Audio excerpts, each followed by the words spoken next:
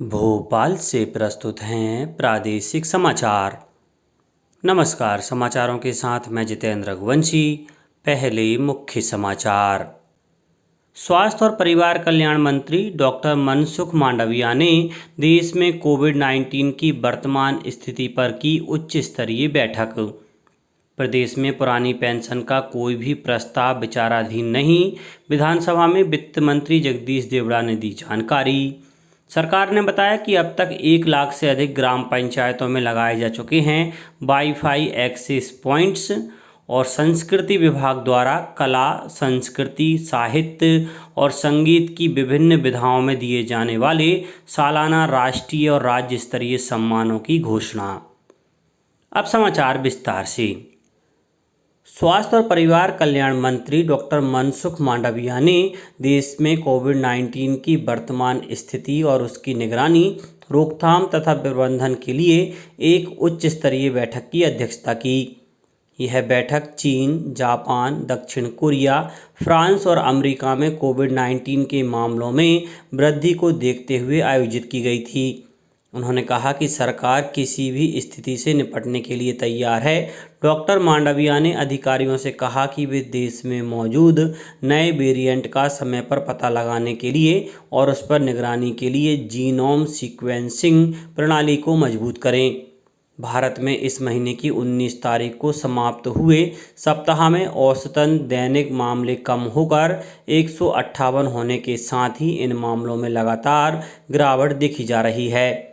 बैठक में बताया गया कि ओमिक्रॉन वेरिएंट का एक नया और अत्यधिक संक्रामक BF7 स्ट्रेन चीन में कोविड संक्रमण की व्यापक वृद्धि का मुख्य कारण है। प्रदेश में पुरानी पेंशन का कोई भी प्रस्ताव विचाराधीन नहीं है। विधानसभा के शीतकालीन सत्र के दौरान एक सवाल के लिखित जवाब में वित्त मंत्री जगदीश देवड़ा ने यह जानकारी दी। दरअसल कांग्रेस विधायक रविंद्र सिंह तोमर द्वारा कर्मचारियों की पुरानी पेंशन को लेकर विधानसभा में प्रश्न उठाया था, जिसके जवाब में जगदीश देवड़ा ने लिखित में बताया कि राज्य सरकार द्वारा 1 जनवरी 2005 या उसके बाद नियुक्त होने वाले सभी शासकीय सेवक के लिए राष्ट्रीय पेंशन प्रणाली NPS लागू की गई है। उन्होंने बताया कि वर्तमान में पुरानी पेंशन का कोई प्रस्ताव विचाराधीन नहीं है। आवासन और शहरी कार्य मंत्रालय इस महीने की 15 तारीख से वास्तविक पेयजल सर्वेक्षण शुरू कर दिया है। सर्वेक्षण के अंतर्गत जल आपूर्ति की गुणवत्ता, मात्रा और कवरेज के बारे में नगर में सेवा स्तर के अनुपालन का आकलन किया जाएगा। इस सर्वेक्षण में सीवरेज और सेप्टेक प्रबंधन, उपयोग किए गए जल की रिसाइकलिंग और प्रयोग किए गए जल के पुनः उपयोग तथा 500 अटल मिशन कायाकल्प और शहरी परिवर्तन शहरों में जलाशयों का संरक्षण भी शामिल है। सर्वेक्षण निगरानी माध्यम और अमृत मिशन के लिए तेजी लाने का काम करेगा, जबकि शहरों के बीच स्वस्थ प्रतिस्पर्धा को भी बढ़ावा देगा।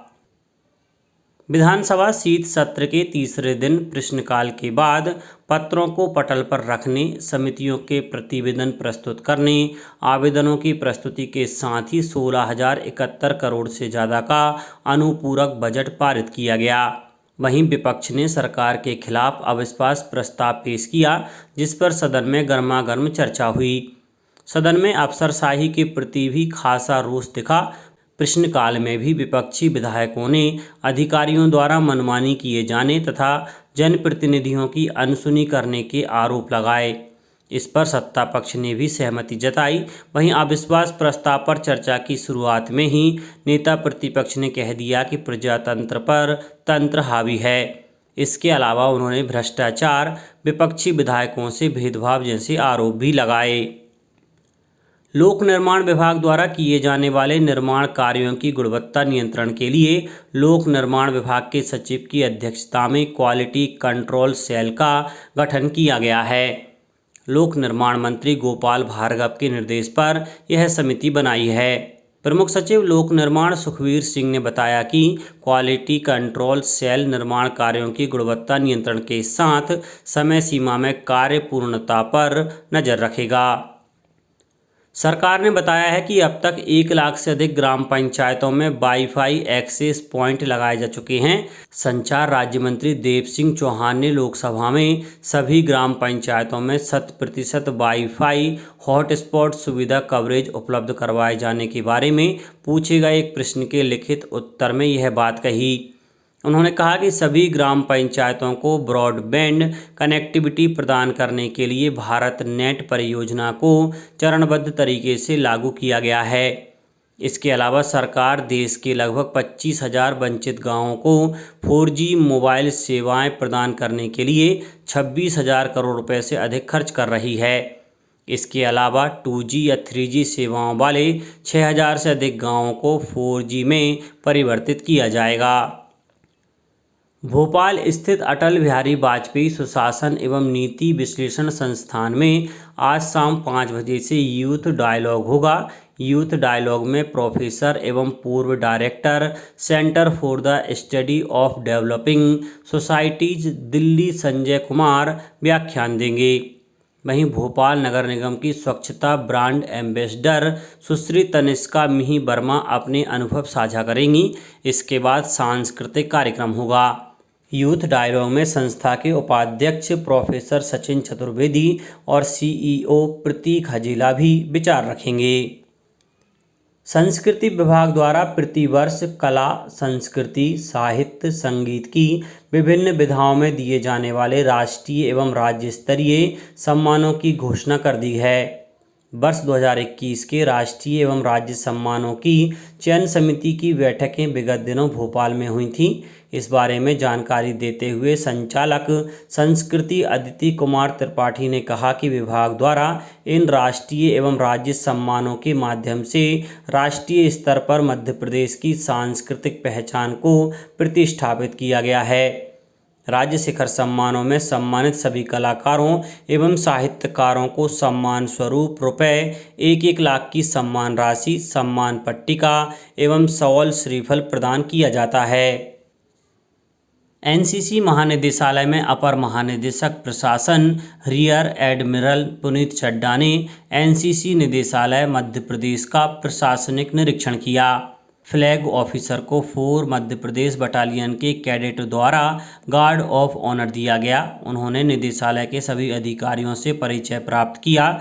मध्य प्रदेश और छत्तीसगढ़ के अपर महानिदेशक मेजर जनरल अजय महाजन ने उन्हें निदेशालय के सभी पहलुओं पर विस्तृत जानकारी दी। इसके बाद रियर एडमिरल चड्ढा ने 4 मध्य प्रदेश गर्ल्स बटालियन का निरीक्षण किया। अब कुछ समाचार संक्षेप में।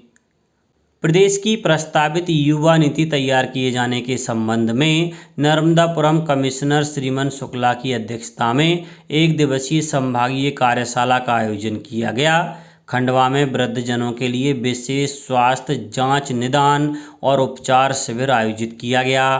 बैतूल में नर्मदापुरम कमिश्नर की अध्यक्षता में मध्य प्रदेश की प्रस्तावित युवा नीति के संबंध में संभागीय कार्यशाला आयोजित की गई। छिंदवाड़ा कलेक्टर श्रीमती शीतला पटले ने PM किसान सम्मान निधि योजना के हितग्राही किसानों से अपील की है कि वे सभी अपने खातों को आधार से लिंक करवाएं। गुना जिले में नगरपालिका परिषद राघवगढ़ विजयपुर निर्वाचन के लिए वार्डों का आरक्षण आज 10 बजे से किया जाएगा। सीहोर नगरपालिका ने शासकीय संपत्ति के बकायेदारों के विरुद्ध कुर्की की कार्यवाही शुरू की है। मुरैना में चंबल संभाग के रॉल प्रेक्षक डॉक्टर E रमेश कुमार ने RO और ARO की बैठक ली। शहडोल के पंडित SN शुक्ल विश्वविद्यालय में 1 दिवसीय उद्यमिता जागरूकता कार्यक्रम का आयोजन किया गया और शिवपुरी जिले में सुशासन सप्ताह के अंतर्गत 2 दिन में जिले में 2203 शिकायतों का निराकरण किया गया। अंत में मुख्य समाचार एक बार फिर। स्वास्थ्य और परिवार कल्याण मंत्री डॉक्टर मनसुख मांडविया ने देश में कोविड-19 की वर्तमान स्थिति पर की उच्च स्तरीय बैठक। प्रदेश में पुरानी पेंशन का कोई भी प्रस्ताव विचाराधीन नहीं, विधानसभा में वित्त मंत्री जगदीश देवड़ा ने दी जानकारी।